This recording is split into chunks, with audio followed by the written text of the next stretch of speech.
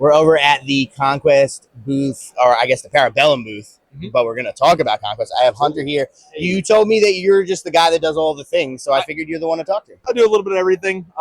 If you're in the Eastern U.S., your stores talk to me. If you're in the Eastern U.S. and you're a Vanguard, then you've also probably talked to me. Awesome. I was a player of the game before I joined on the company. I love this game, and I've been happy working with them. Very cool, very cool. I know every time I turn around, there's a new faction launching for Conquest, and it's my new favorite of the factions, and then they do another one, and I'm like, well, that's my favorite, with the exception of the Wudroon, because they're actually my favorite. The Apex Predator is the crown jewel of my collection. I absolutely love that model. It's beautiful. About the Weaver Courts. Brandon says I should ask about the Weaver Courts. Well, they're the next faction coming up here in October, and they are. I have the same itis as you, but with me, it stopped at Sorcerer Kings. Okay. They're my babies. Sorcerer Kings were the first ones that got me. Like, they might challenge the Wudroon for my favorite. I think I'm still going to hold on to my dinos, though. Fair enough. Yeah. So Weaver's the next guy's coming up in October. We've got the preview model who's up for pre-order now, and we have him here early at Gen Con. It's Oberon, the consort of summer. Weaver Courts are our take on like a creepy, fey, tricksy kind of army. Their whole gimmick is that they are a set up and tear down guys, kind of like the Spires, who are their sister army. They're our take on kind of wood elves, but instead of we're going to live in a nice little forest, they are literally terraforming the rest of the planet to make it into their forest. Yeah. Very cool. I love the fact that all of the armies in the game are like, there's a kernel of like a familiar thing that you might see in another game or a movie or something like that, but like it's a big divergence from those things. What does that process look like when the new factions are being developed? So Stavro, the founder of the company, huge history nerd. He's got a military history degree. He loves looking through different cultures and finding these interesting points, these highlights, and putting them all together. So there's a historical basis, there's a fantasy basis, and it's all just mashed together to create these really, really unique factions. And that's the processes. He goes, that's cool. Yeah, I mean, I feel like the wargaming industry has grown so much, just even in the last 10 years, that now it's kind of hard to be unique. But every single one of these armies is it's totally different than anything you're going to see. Yeah, I mean, again, it's really impressive. I think it's the historical basis. A lot of these are pulling the more obscure, bizarre little things from history. For example, the Old Dominion. One of the funniest bits is the cataphracts, their horses, their armor. The scales are facing upward, which looks a little weird, instead of it facing down and is sleek and nice. It's because historically that was used to catch spears and make them bounce off. Okay. So it's just down to the smallest details he's involved. You need a military historian to get to that level of graininess. for sure.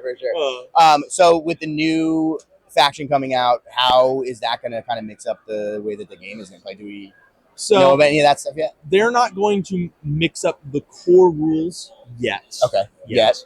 But there are things being factored in for them, I will say that. Yeah. And they, again, will add a little bit of a sneakier kind of style that isn't in the game right now. The past army was the Euroni.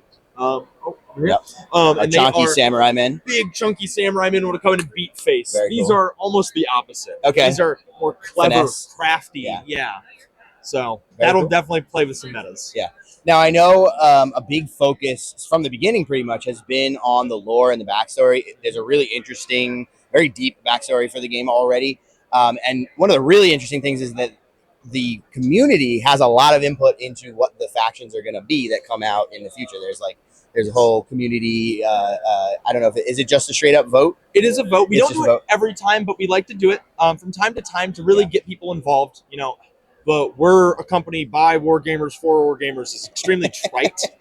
So, but if it's true, yeah, I mean, I was literally a member of the community that was brought on, right. So I can, personally attest. Right. I mean, we care a lot about what our fans think because we're making a game for you guys. Right. That is steered even the direction that the lore is going, which is really really cool. Yeah, it lets you personally be involved in the way the story is going and get excited and get hyped. Right.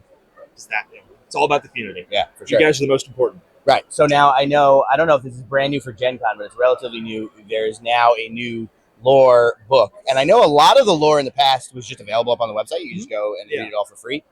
Tell us a little bit about the lore book. So the new lore book is a grand backstory of the world of Ea, the main continent in Conquest. And it contains more information on how everyone got to where they are for each of the current factions, all 9 of them.